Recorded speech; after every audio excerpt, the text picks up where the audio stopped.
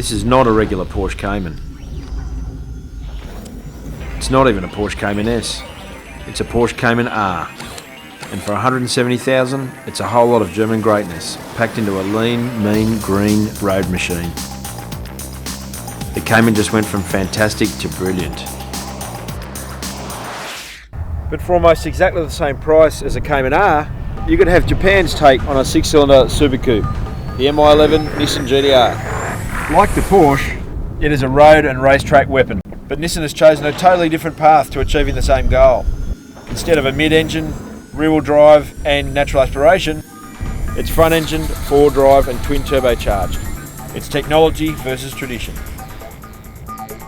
We know both cars are awesome on the racetrack and awesome on the road, but what would we buy for 170k? That's what JB and I are here to find out. Under the GTR's bonnet is a 3.8 litre twin-turbocharged V6 with a whopping 390 kilowatts of power at 6,400 RPM, considerably more powerful than the 2010 model. It was already ballistic and now it's just brutally ballistic. It's kind of feral in an automotive way. A car this heavy shouldn't do an 11.4 quarter, but it does. Anyone can get in this car and have a reasonable amount of steering ability and set a really good lap time. Your grandma could do it if she could still use her legs. An absolute machine on the track, the GTR doesn't impress as much on the road. Even with the dampers adjusted to the comfort setting, it still rode pretty harshly. Simply put, it was uncomfortable. The ride is way too harsh for my liking. The ride is crap. The camera can't even stay still. We're on a smooth road. With an interior design that resembles a tricked-up X-Trail and a turning circle similar to that of a Patrol, the GTR isn't the easiest car to live with, but it does have enough gadgets to get even James Bond excited. Look at all the things we've got to look at. It's got gear position, which you've already got in front of you. It's got a fuel economy, which I'd be too frightened to look at. We've got all the coolant, engine oil, water, transmission oil, temperatures, amazing amount of information that you could not truly take in while you're driving the car. It's kind of overkill, really. It's gimmicky. But one piece of gadgetry that really makes the GTR stand out is its new launch control. Nissan claims to have clocked it from 0 to 100 in 3.046 seconds. The poor Cayman R had no chance.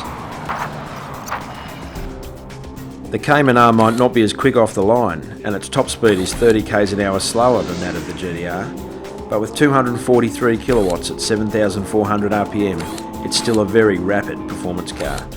It's also more than 400 kilos lighter, and as with most Porsches, the sound is pretty incredible, especially from the driver's seat. Where the Nissan's engine just gives you a massive kick in the back, the Porsche's just builds and builds and builds like any great Porsche flat six should. The engine's built. It's not in your face and feral like the Nissan. It just sounds better and better. The harder you rev it, the better the how. As it is, Cayman R is one of the best Porsches you'll ever drive.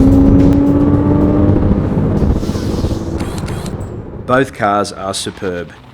Built for the track, the GTR is one of the best value supercars on the road. Equally as good on the track and perfect for highland and coastal touring, the Cayman R is 60 grand cheaper than a 911 Carrera PDK, and so for Porsche lovers, it's very enticing. So at the old Hepburn pub, just a few kilometres out from Dalesford, JB and I finally made the judgment call. So what do you think, JB? Nissan or Porsche? Well, mate, they're so different, but if I was spending my own money, I think I'd have the Porsche. I love it. The Nissan's awesome, but not all the time. Sometimes it's a bit truck-like and unforgiving. The Nissan's incredibly capable, but it's way too gizmo-y for me. Just maybe that reflects my advancing years, I don't know. 39 and going backwards. Yeah, that's it. Yeah, me too. Porsche's balancing everything, like very clutch, pure, gear very change, pure. steering, you name it, whereas the GTR's sort of a lot edgier and a lot harder to master, I think, at some things, yet ultimately it's an easier car to drive fast. So there you have it. Both picked the Porsche. This is Ponch and JB signing off for Unique Cars.